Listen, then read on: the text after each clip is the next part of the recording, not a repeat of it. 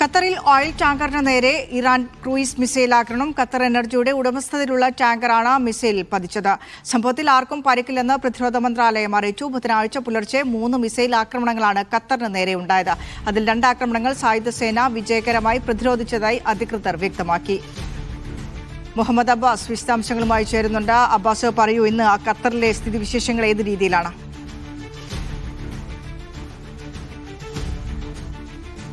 നിനിഷ, ഇന്ന് രാവിലെയാണ് ഇതുമായി ബന്ധപ്പെട്ട് പ്രതിരോധ മന്ത്രാലയം ഒരു വാർത്താക്കുറിപ്പ് ഇറക്കിയത്. അഥവാ ഇന്ന് 3 ക്രൂയിസ് മിസൈലിൻ്റെ ആക്രമണം ഇന്ന് ഖത്തറിന് നേരെ ഇറാനിൽ നിന്നുണ്ടായി. അതിൽ ഒരു മിസൈൽ എണ്ണ ടാങ്കറിൽ പതിച്ചു എന്നുള്ളതായിരുന്നു റിപ്പോർട്ടുണ്ടായിരുന്നത്. അഥവാ ഇത് റാസ് ലഫാനിലെ കോസ്റ്റൽ ഏരിയയിൽ ഏകദേശം 17 നോട്ടിക്കൽ മൈൽ അകലെയുള്ള ഒരു എണ്ണ ടാങ്കറിലാണ് ഈ മിസൈലിൻ്റെ അവശിഷ്ടം പതിച്ചത്. ഈ എണ്ണ ടാങ്കറിൽ 21 പേർ ജോലി ചെയ്തിരുന്നു. അവരെല്ലാവരും സുരക്ഷിതരാണ് എന്നുകൂടി ഇതുമായി ബന്ധപ്പെട്ട വാർത്താക്കുറിപ്പിൽ ഖത്തർ എനർജി അറിയിച്ചിട്ടുണ്ട്. ഏതായാലും ഈ ആക്രമണം രാവിലെ ഈ 3 മിസൈലിൻ്റെ ആക്രമണം, ഈ 3 മിസൈൽ ആക്രമണത്തിൽ 2 എണ്ണം വിജയകരമായി ഖത്തർ സായുധ സേന പ്രതിരോധിക്കുന്നു. 1ൻ്റെ അവശിഷ്ടമാണ് ഈ എണ്ണ ടാങ്കറിൽ പതിക്കുന്നത്. ഇത് റാസ് ലഫാനിലെ ലക്ഷ്യമാക്കി. റാസ് ലഫാൻ എന്ന് പറയുന്നത് ഇവിടുത്തെ ഖത്തറിലെ ഒരു വ്യവസായ ഇൻഡസ്ട്രിയൽ ഹബ്ബാണ്. ഈ ഇൻഡസ്ട്രിയൽ സിറ്റിയുടെ കോസ്റ്റൽ ഏരിയയിലാണ് ഈ ടാങ്കർ സ്ഥിതി ചെയ്യുന്നത്. ഈ ടാങ്കറിൽ ലക്ഷ്യമാക്കിയായിരുന്നു ആക്രമണം ഉണ്ടായത്.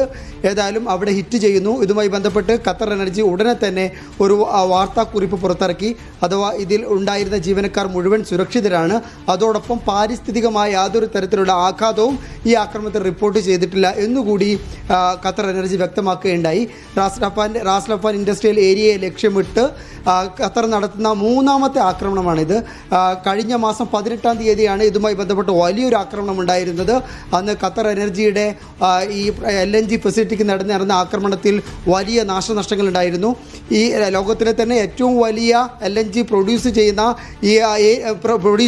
ഈ സ്ഥാപനമാണ് ഈ ഖത്തർ എനർജിയുടെ ഈ റാസ് ലഫാൻ ഏരിയയിലെ ഈ ഒരു എനർജി ഫെസിലിറ്റി എന്ന് പറയുന്നത്. ഇതിൽ ഖത്തറിൻ്റെ ടോട്ടൽ എനർജി എക്സ്പോർട്ടിൻ്റെ കയറ്റുമതിയുടെ ആകെ 17% വരെ ബാധിച്ചു എന്നുള്ളതാണ് റിപ്പോർട്ടുണ്ടായിരുന്നത്. ഇതോടൊപ്പം തന്നെ പ്രതിവർഷം $20 ബില്യൺ നഷ്ടം കൂടി ഇതിൽ ഈ ഒരു ആക്രമണത്തിന് മൂലമുണ്ടായി.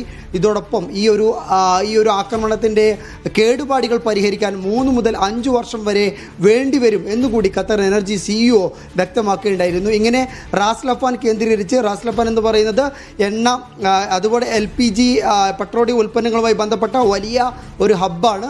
ഈ ഹബ്ബിനെയാണ് ഇപ്പോൾ നിലവിൽ ഇറാൻ ലക്ഷ്യം വെക്കുന്നത്. അതും ഈ ഒരു ലക്ഷ്യം ഇതേപോലൊരു ടാർഗറ്റ് തന്നെയായിരുന്നു ഇന്നും ഉണ്ടായിരുന്നത്. ഏതായാലും എണ്ണ ടാങ്കറിന് നേരെയുള്ള ആക്രമണം നടന്നു എന്നുള്ളത്, അത് ഹിറ്റ് ചെയ്തു എന്നുള്ളത് ആശങ്ക ഉണ്ടാക്കുന്നതാണ്. എങ്കിൽ പോലും അവിടെ യാതൊരു തരത്തിലുള്ള ആളപായവും റിപ്പോർട്ട് ചെയ്തിട്ടില്ല, പാരിസ്ഥിതിക ആഘാതവും റിപ്പോർട്ട് ചെയ്തിട്ടില്ല. ഇത് തുടർച്ചയായ 4ാമത്തെ ദിവസമാണ് ഇറാനിൽ നിന്നുള്ള ആക്രമണം ഖത്തറിന് നേരെ ഉണ്ടാകുന്നത്. ഇടക്കാലയളവിന് ശേഷം ഞാൻ നേരത്തെ പറഞ്ഞ ഈ റാസ് ലഫാനിലെ ആക്രമണം, LNG കേന്ദ്രങ്ങൾക്ക് നേരെ നടന്ന ആക്രമണത്തിന് ശേഷം ഒരു 10 ദിവസത്തിലേറെ നീണ്ട ഒരു ശാന്തത ഇവിടെ ഉണ്ടായിരുന്നു. അതിനുശേഷം കഴിഞ്ഞ 3 ദിവസങ്ങളിൽ ഡ്രോൺ ആക്രമണങ്ങൾ ഈ രാജ്യത്തിനെതിരെ റിപ്പോർട്ട് ചെയ്തിരുന്നു. ഈ ഡ്രോൺ ആക്രമണങ്ങളെല്ലാം ഖത്തർ സായുധ സേന നിർവീര്യമാക്കുന്ന ഒരു സാഹചര്യമാണ് ഉണ്ടായത്. എന്നാൽ ഇന്ന് 3 ക്രൂസ് മിസൈലുകൾ അറ്റാക്ക് ഉണ്ടാകുന്നു. ഇതിലൊന്നിൻ്റെ അവശിഷ്ടം പതിച്ചാണ് നിലവിൽ നാശനഷ്ടങ്ങൾ റിപ്പോർട്ട് ചെയ്യുന്നത്. വിനിഷ. ശരി, മുഹമ്മദ് അബ്ബാസാണ് വിശദാംശങ്ങൾ ഖത്തറിൽ നിന്ന് പങ്കുവച്ചത്.